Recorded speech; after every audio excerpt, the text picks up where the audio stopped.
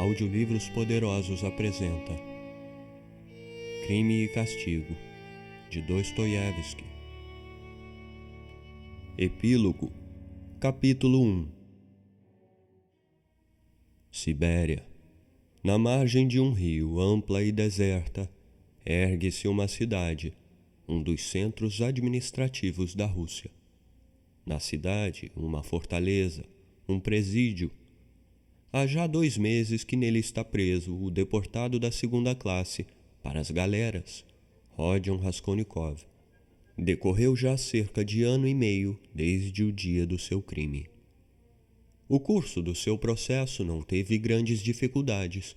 O criminoso manteve firme, clara e exatamente a sua declaração, sem omitir nenhum pormenor, nem atenuá-lo a seu favor, sem falsear os fatos, nem esquecer a menor circunstância. Contou até aos mais insignificantes pormenores toda a preparação e execução do crime. Aclarou o mistério do penhor, aquela tabuinha de madeira com um pedacinho de metal que encontraram na mão da assassinada. Referiu minuciosamente como tirou as chaves da morta, que descreveu, assim como descreveu também a arca e aquilo que continha. Até enumerou alguns dos vários objetos que nela se guardavam. Explicou o enigma do assassinato de Lisavieta e expôs a maneira como Koch chegou e bateu à porta. E a seguir a ele, o estudante, repetindo tudo quanto disseram entre si. Como ele, o criminoso, saiu depois para a escada e ouviu os gritos de Mikolka e de Mitka. Como se escondeu no andar vazio e voltou depois para casa e, para terminar, indicou a pedra daquele pátio do Prospect Voznesensky, debaixo da qual se encontraram os objetos e o porta-moedas. Em resumo, o caso estava esclarecido. Entre outras coisas, os instrutores do processo e os juízes ficaram assombrados porque ele tivesse escondido os objetos e o porta-moedas debaixo de uma pedra sem se aproveitar de nada. E, sobretudo, porque não só não se lembrasse com precisão de todos os objetos que roubara, como até se enganasse quanto ao seu número. A circunstância especial de que nenhuma só vez tivesse aberto a bolsinha, nem chegasse a saber ao certo o dinheiro que continha, pareceu-lhes inverossímil. Na bolsinha apareceram 317 rublos de prata e 3 moedas de 2 griviene.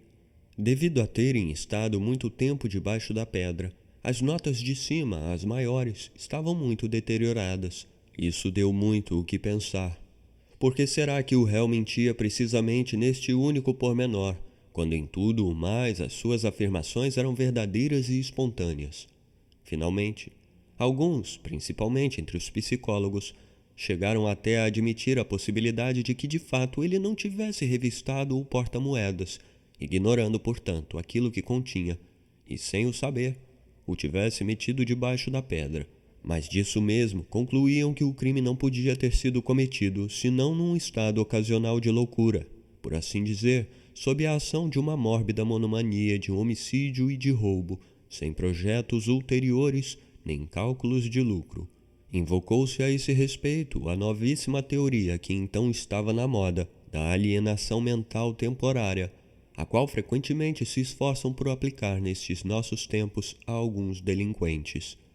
Além disso, o recente estado de hipocondria de Raskolnikov foi terminantemente testemunhado por muitos, pelo Dr. Zosimov, pelos seus antigos camaradas, pela senhoria e pela criada.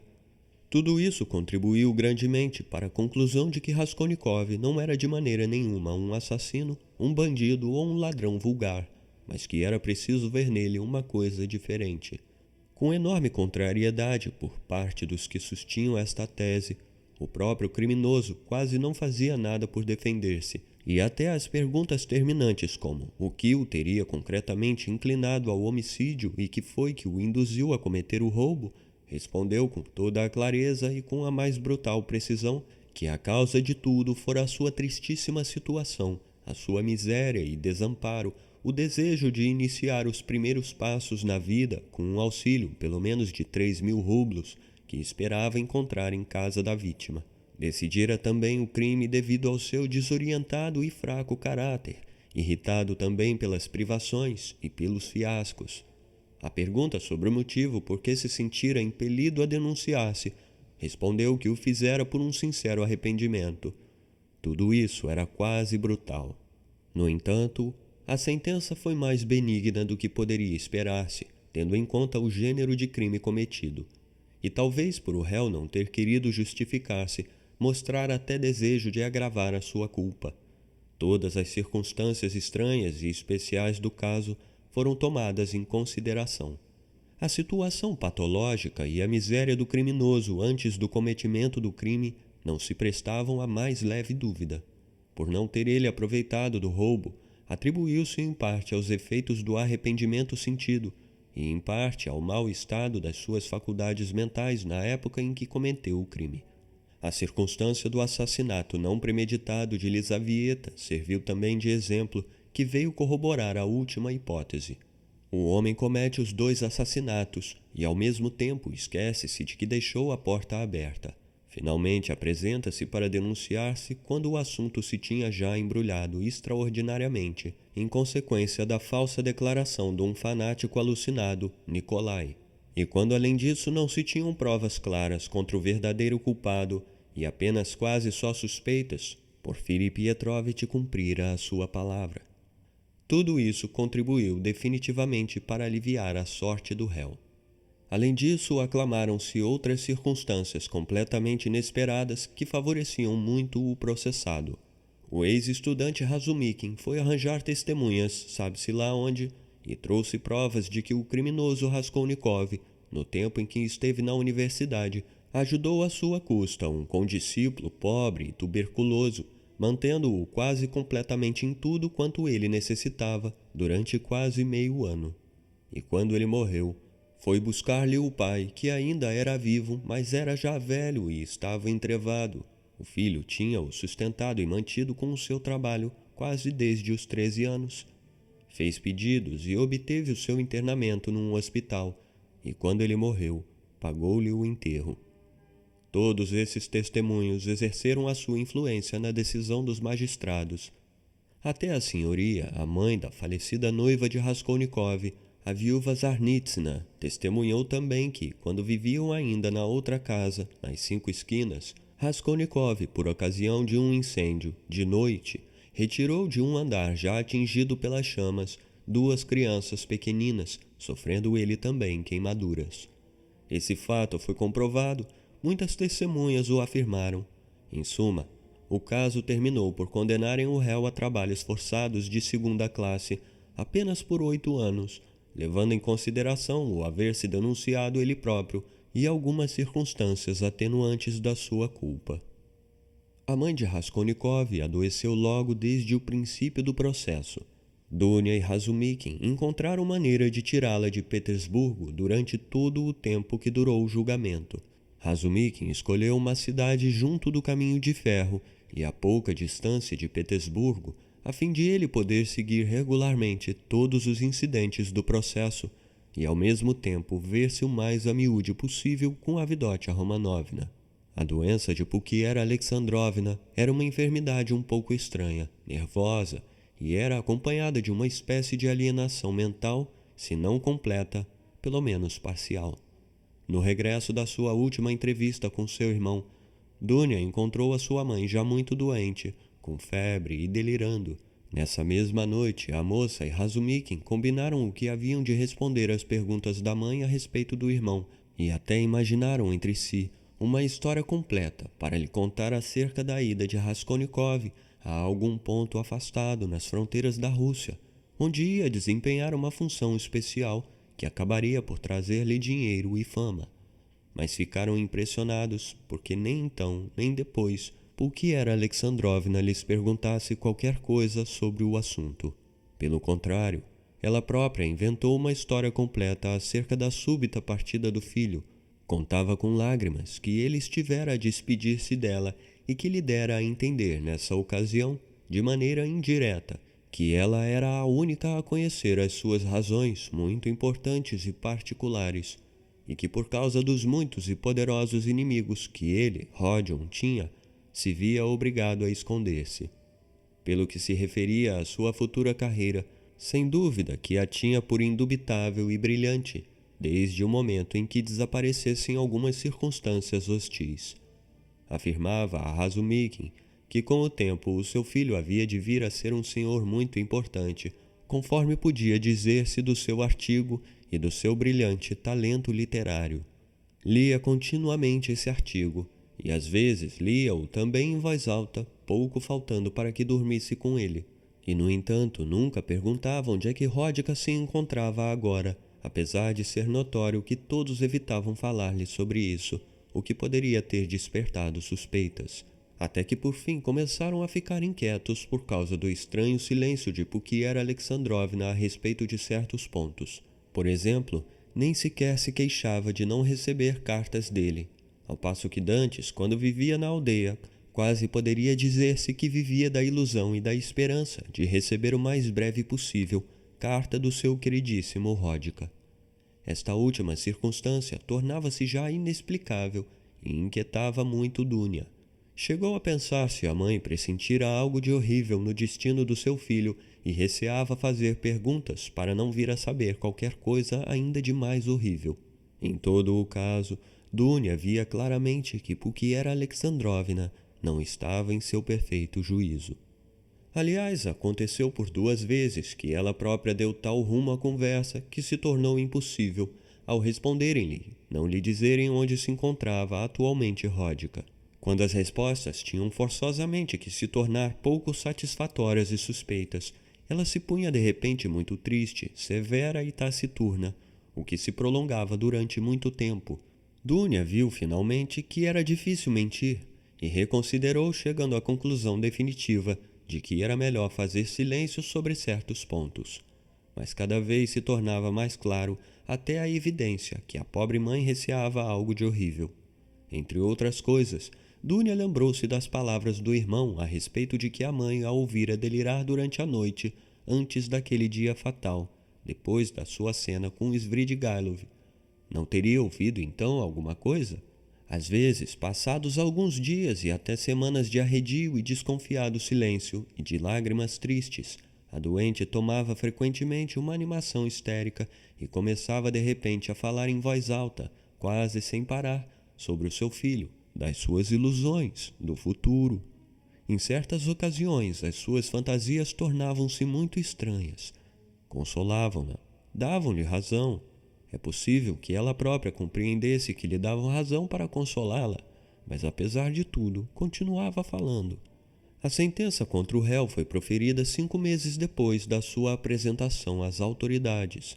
Razumikin ia vê-lo na prisão sempre que lhe era possível, Sônia também, até que finalmente chegou a hora da separação. Dunia jurou ao irmão que a sua separação não seria eterna. Razumikin também. Na jovem e fogosa cabeça de Razumikin tinha-se enraizado firmemente o projeto de, depois de juntar algum dinheiro, ir estabelecer-se na Sibéria, onde a terra é rica sob todos os aspectos e a falta de trabalhadores, gente e capital, ainda que fosse só no começo da sua futura carreira. Estabelecer-se-ia aí, na mesma povoação em que se encontrasse Ródica, e todos juntos começariam uma nova vida. À despedida, todos choraram. Raskolnikov, nos últimos dias, mostrou-se muito pensativo. Perguntava muito pela mãe. Estava constantemente em desassossego por causa dela. Preocupava-se mesmo muito, o que assustava a Dunia. Quando soube pormenores sobre a doença da mãe, ficou muito sombrio, fosse pelo que fosse. Com Sônia esteve muito pouco comunicativo durante todo o tempo. Graças ao dinheiro que lhe deixara Svidrigailov, havia já algum tempo que Sônia se preparara e apetrechara para seguir a leva de presos em que ele havia de ir. Isso nunca ela e Raskolnikov tinham tocado, mas sabiam ambos que assim seria. Na última despedida, ele sorriu de uma maneira um tanto estranha perante a ardente convicção de sua irmã e de Razumikin a respeito da felicidade que havia de ser o seu futuro quando ele saísse do presídio, e teve o pressentimento de que a doença da mãe havia de ter em breve um triste desenlace. Até que finalmente ele e Sônia se puseram a caminho. 2 meses depois, Dunia casava-se com Razumikin. A boda foi triste e íntima. No número dos convidados estavam Porfiri Pietrovitch e Zosimov. Nos últimos tempos, Razumikin tomara o aspecto de um homem de forte decisão. Dunia acreditava cegamente, como não podia deixar de acreditar, que ele havia de levar a cabo todas as suas intenções. Naquele homem notava-se uma vontade de ferro. Entre outras coisas, tornou a seguir as aulas na universidade com o fim de acabar os seus estudos. Faziam ambos, a cada passo, planos para o futuro. Contavam ambos firmemente emigrar, ao fim de 5 anos, para a Sibéria. Até lá, confiavam em Sônia. Alvoroçada, porque era Alexandrovna, felicitou a filha pelo seu casamento com Razumikin, mas depois disso começou a mostrar-se ainda mais triste e preocupada. Com o fim de proporcionar-lhe um momento agradável, Razumikin comunicou-lhe, entre outras coisas, o fato relativo ao estudante e ao seu pai paralítico, assim como esse outro fato de Rodica ter sofrido também queimaduras e até ter tido que ficar na cama no ano anterior por causa de ter salvo da morte 2 pequeninos. Essas 2 notícias puseram o já transtornado juízo de Pukiera Alexandrovna num estado de entusiasmo frenético. Falava constantemente disso e entabulava conversação a esse respeito com qualquer pessoa em plena rua, embora Dunia a acompanhasse constantemente. Nos carros, nas lojas, sempre que encontrasse alguém que a escutasse, conduzia a conversa sobre o seu filho, o seu artigo, a maneira como ajudara um estudante e se queimara num incêndio, etc. Dunia já nem sabia como contê-la, porque além do perigo de tal entusiasmo, da sua exaltação doentia, havia também o risco de que alguém pudesse recordar o nome de Raskolnikov por causa do processo recente e trazê-lo à baila. Pukiera Alexandrovna chegou até a informar-se da moradia da mãe das 2 crianças que tinham sido salvas no incêndio e queria a todo o custo dirigir-se a ela. A sua intranquilidade chegou finalmente a limites extremos. De repente, punha-se a chorar e entrava com frequência num delírio que se agravava. No entanto, de manhã anunciava, sem mais nem menos, que, segundo seus cálculos, Rodica já não tardaria a chegar, pois lembrava-se de que, quando se despedira dela, lhe dissera que seria preciso esperar precisamente 9 meses.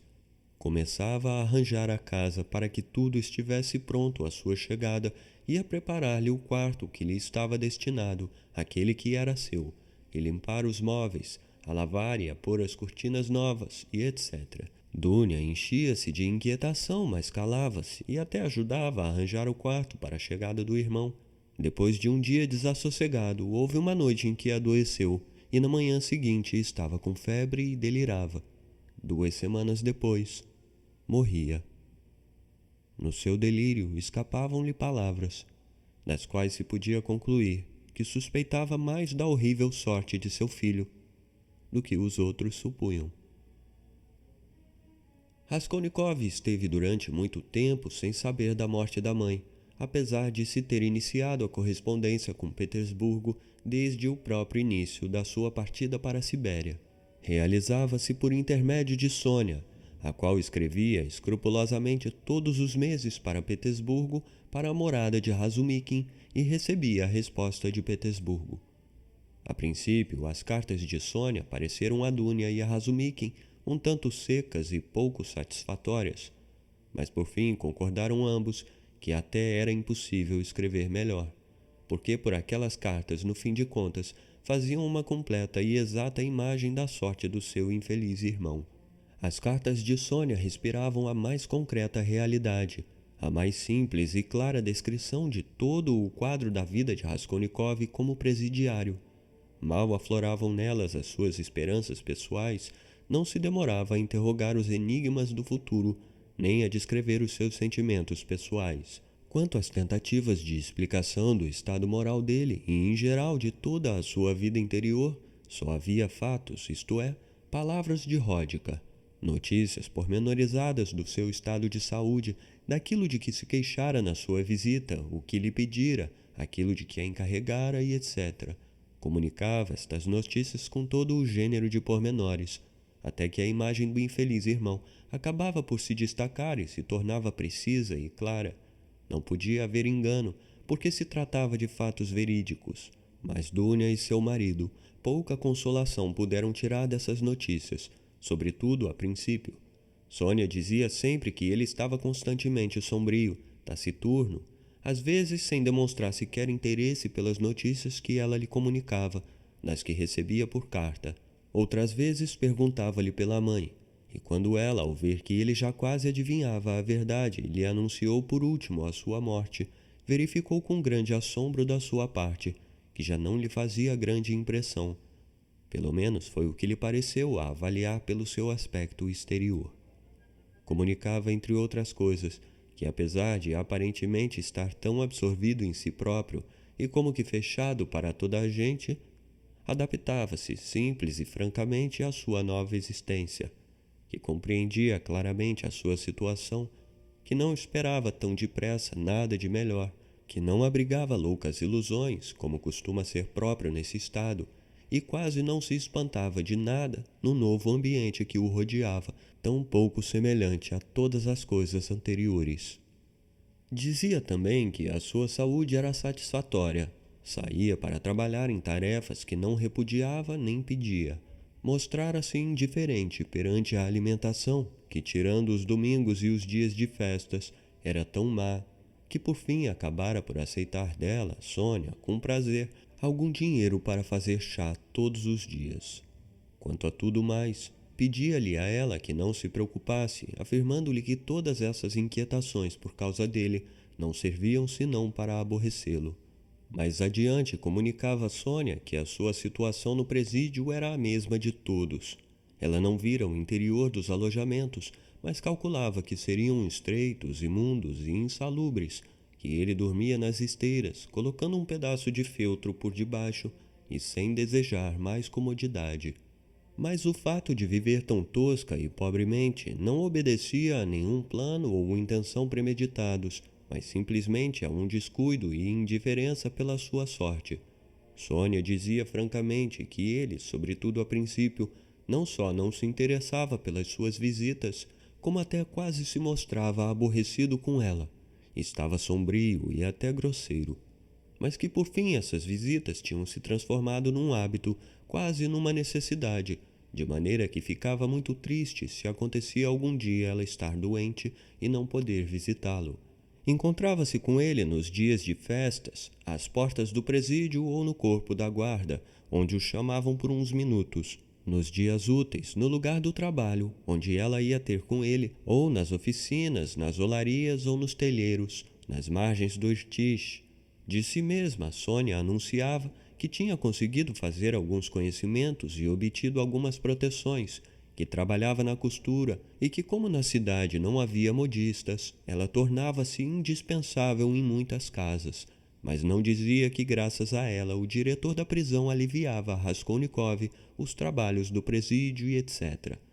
Finalmente chegou a notícia. Dunia também tinha notado uma comoção e inquietação especiais nas suas últimas cartas.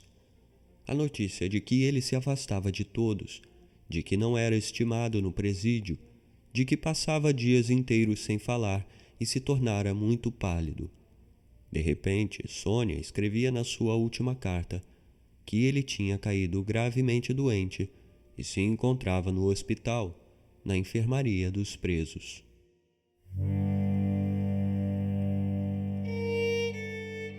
Você está ouvindo Crime e Castigo, de Dostoiévski.